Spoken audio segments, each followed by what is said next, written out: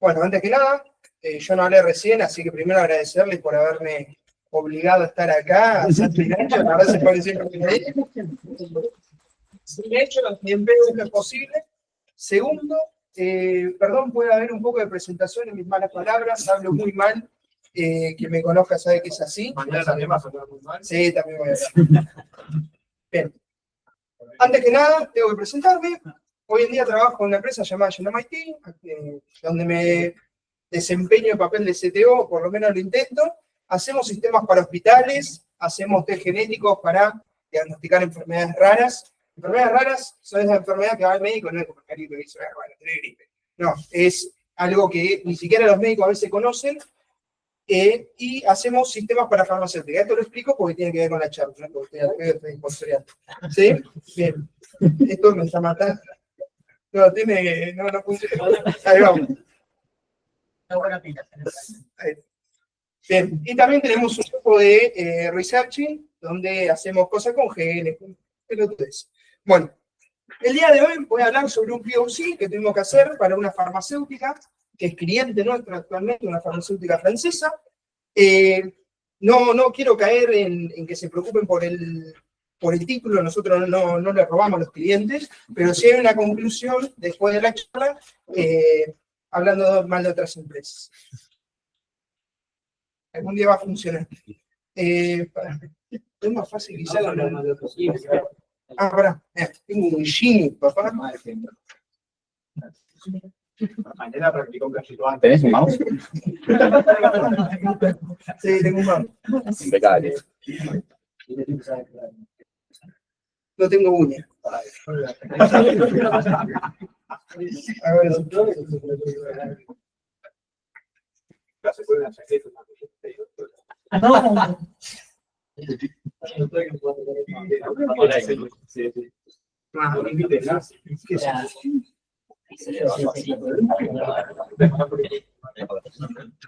gracias. Pero ahora sí. Bueno, para empezar, quiero comentar sobre el laburo que me llegó. Yo recibí un mensaje como este de mi jefe, donde me pedía preparar una muestra para esta empresa. El requerimiento era crear un ChatGPT experto en enfermedades lisosomales. No le demos mucha vuelta a enfermedades lisosomales, enfermedades raras. Enfermedades nuevamente que el médico no conoce. Me dio 500 papers separados entre estas diferentes, ¿cómo se dice?, enfermedades, y después, por supuesto, un deadline. Entonces, necesitando los requerimientos, tenemos que hacer un LLM experto en enfermedades raras. Algo complicado que esperamos que ChatGPT no pueda responder. Tiene que ser mejor que ChatGPT, si no estaríamos robándole a los clientes. Y por último, si estamos respondiendo preguntas científicas, tiene que dejar la referencia. Si no, perdemos credibilidad. Por supuesto, le respondí a mi jefe y después me puse a laburar. Se me trabó la máquina. Ahí está. Expectativa. Yo la verdad no había laburado nunca con LLM, más allá de instalar Copilot en VS Code, que me complete y hacer como que laburo.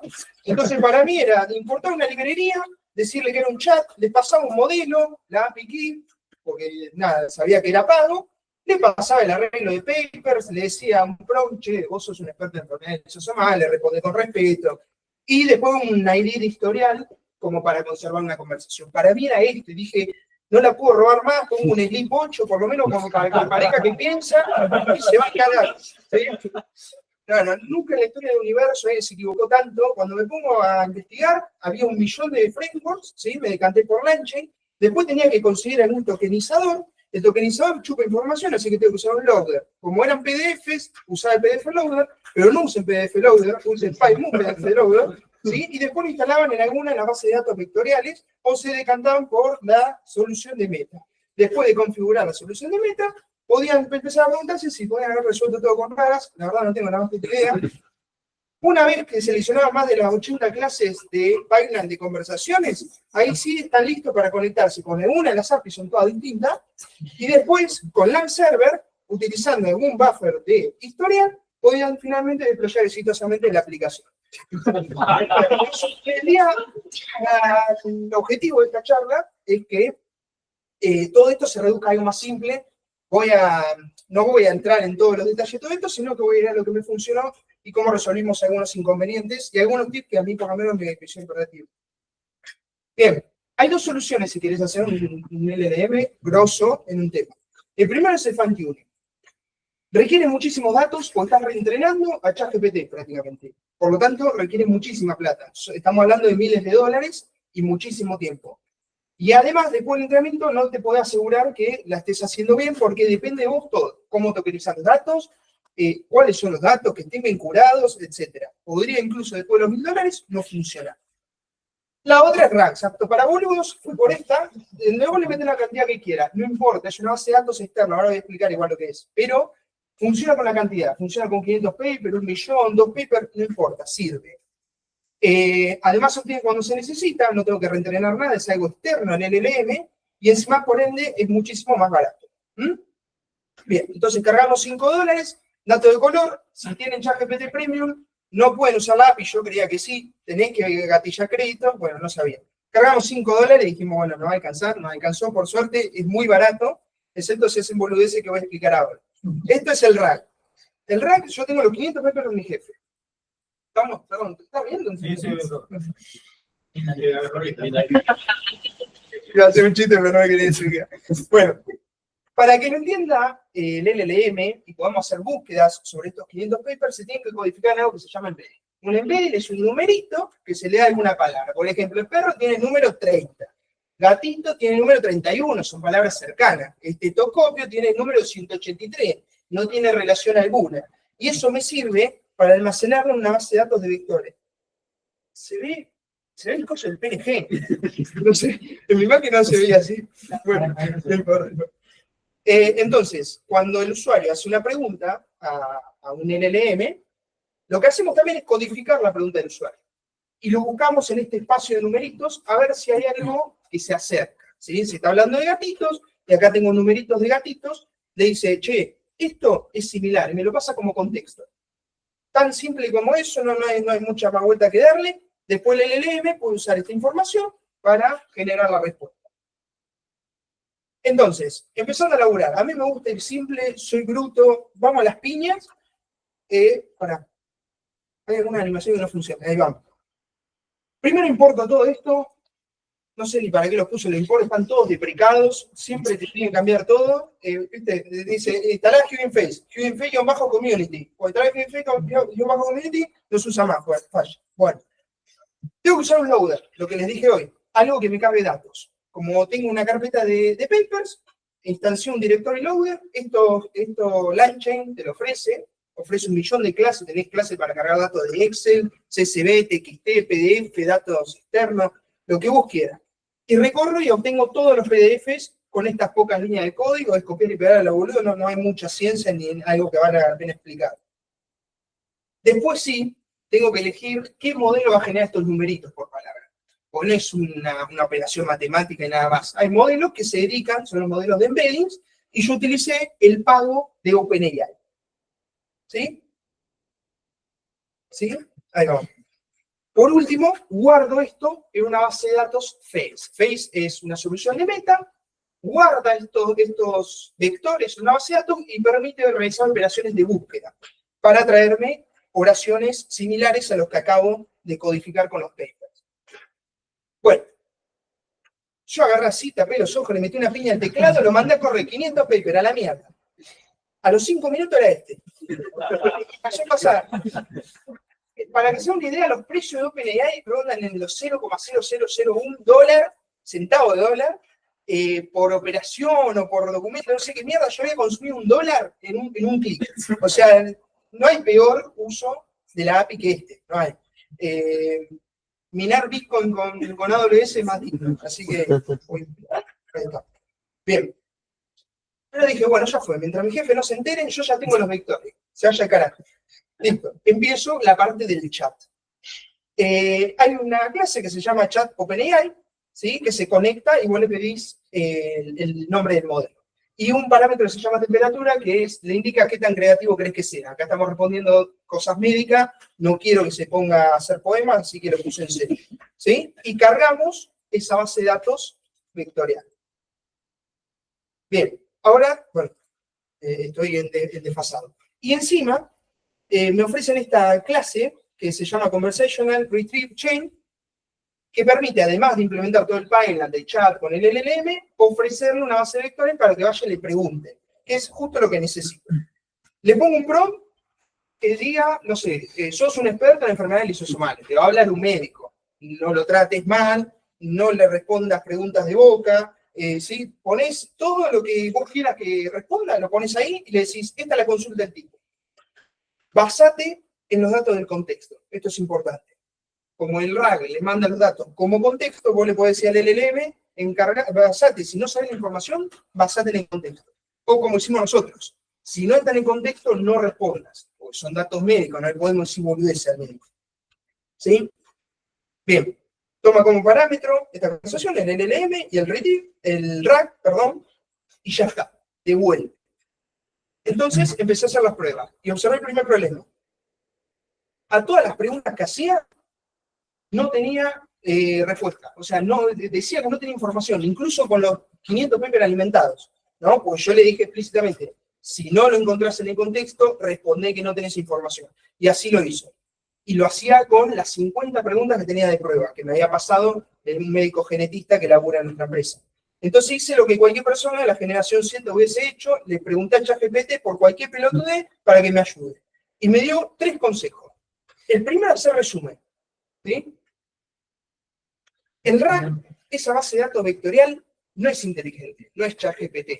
La información que yo le estoy dando son arreglos de números. Es así de boludo, ¿sí? Entonces, si nosotros llenamos esa base vectorial con números con ruido, la búsqueda es peor.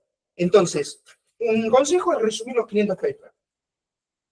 Para abaratar costos, lo voy a hacer con mi máquina, porque resumir es una tarea poco costosa, así que lo puedo correr en la notebook y ya está. Y me voy a concentrar solo en una enfermedad, ¿sí? ¿Para qué? Para hacer pruebas rápido, no quemar créditos y ver si funciona. Quizás piensen que esto yo lo hacía sin saber, no es que estaba convencido de lo que estaba haciendo, entonces no podía tirarme a perder otro dólar al pedo.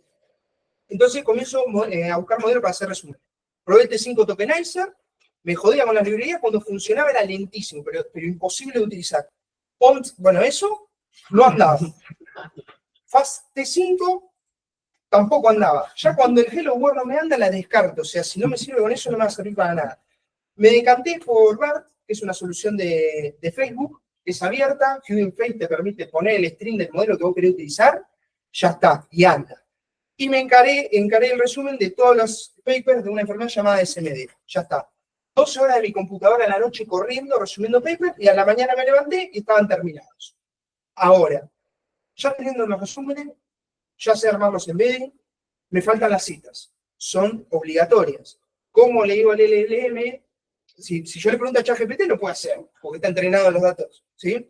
Ahora, con datos externos, ¿qué hago? Si yo no puedo agarrar, ver cuándo me pregunta y el RAG que le escupa la información, entonces lo agregué a los resúmenes.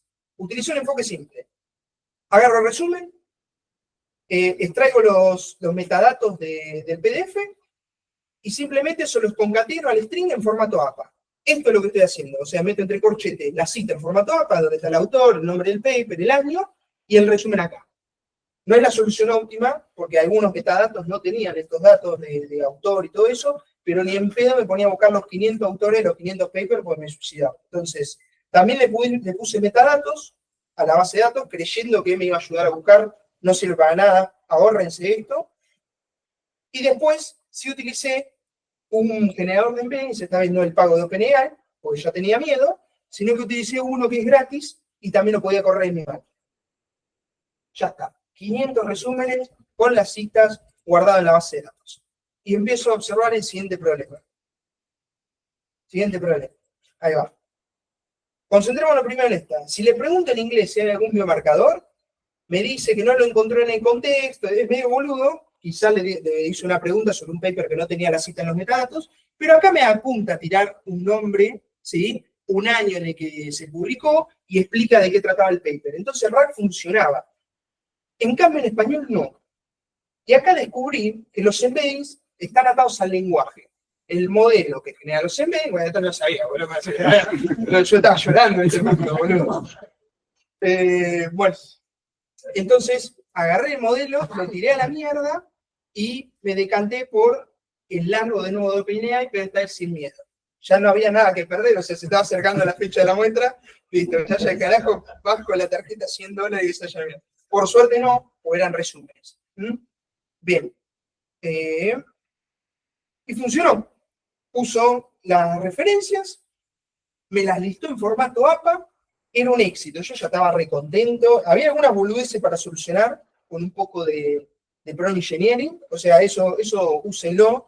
No terminen las frases en resumen, que le encanta terminar siempre en resumen. No pongas templates, no le digas su nombre. Bueno, todo eso se puede solucionar con prompt engineering en el template. Una pavada. Bien. Entonces dije, ya está, es un golazo. Funciona con SMD, voy a hacerlo con las otras enfermedades. Replico con todas las enfermedades. Dejo la máquina fundiéndose 3 noches seguidas, laburaba de día, a la noche se fundía haciendo resúmenes. Agrego las citas, como hice recién, y los guardo todo en una base de datos. Ya está, ahora sí vas a funcionar.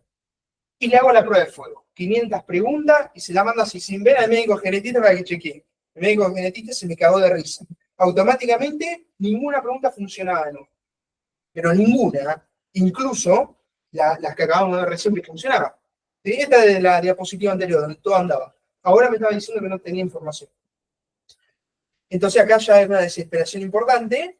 Y me acordé de la charla de Santi, estuvo muy buena, para los que no estuvieron se perdieron alta charla, donde hablaba de agentes, que el LLM